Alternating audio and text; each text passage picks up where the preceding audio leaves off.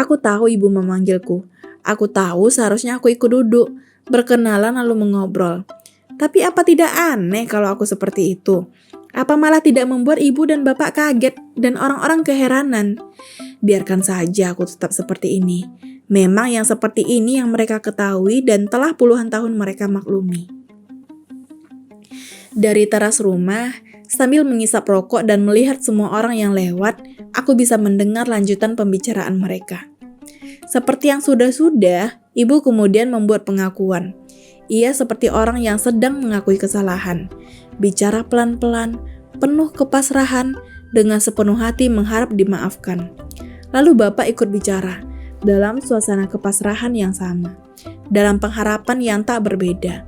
Lalu terdengar suara istri polisi itu penuh iba dan pemakluman.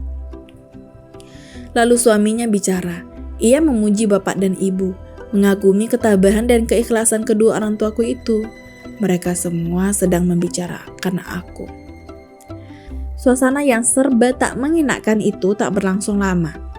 Anak kecil itu bersuara, manja memancing tawa, dan semua orang dalam ruangan itu menjadi bahagia. Jam 7 pagi. Ibu dan bapak baru berangkat kerja.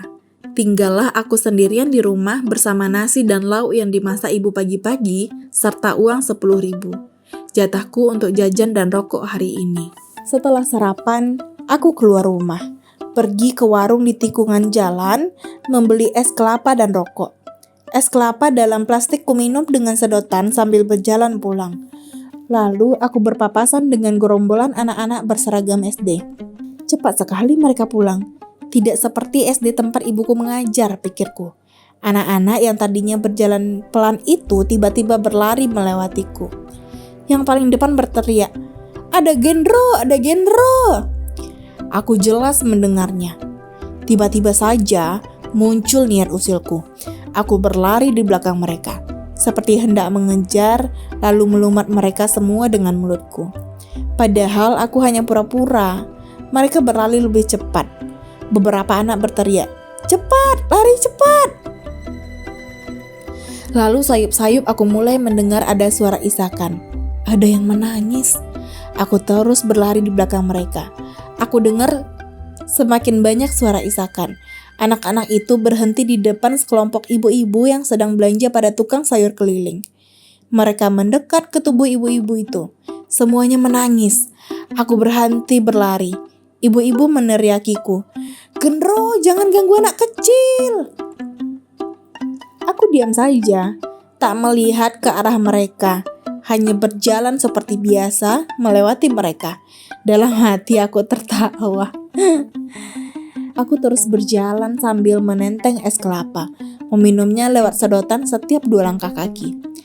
Es itu habis saat aku sampai di tanah kosong yang memisahkan rumahku dan rumah polisi dengan rumah tetangga-tetangga yang lain. Di tanah kosong yang luasnya 10 kali rumahku ini, katanya sebentar lagi akan dibangun perumahan kecil. Seseorang baru membelinya dari Pak Haji Nawi. Ia akan membangun 10 rumah dengan uangnya, lalu menjual lagi ke orang-orang yang mau punya rumah dengan harga 5 kali lipat. Haha, yang seperti ini saja aku bisa tahu. Aku selalu mendengar setiap omongan orang, menyimpan dan mengingatnya untuk diriku sendiri. Sudah aku bilang kan, aku tahu banyak hal, tapi sengaja pura-pura tidak tahu. Lagi pula lebih enak seperti ini. Kalau aku sedang melewati 2 orang yang sedang membicarakan rahasia, mereka akan terus bicara tanpa khawatir aku mendengar. Karena bagi mereka tak ada bedanya aku mendengar atau tidak. Kulemparkan plastik bungkus es ke tanah kosong itu. Sambil berjalan, aku nyalakan rokok. Kelewati rumah polisi itu.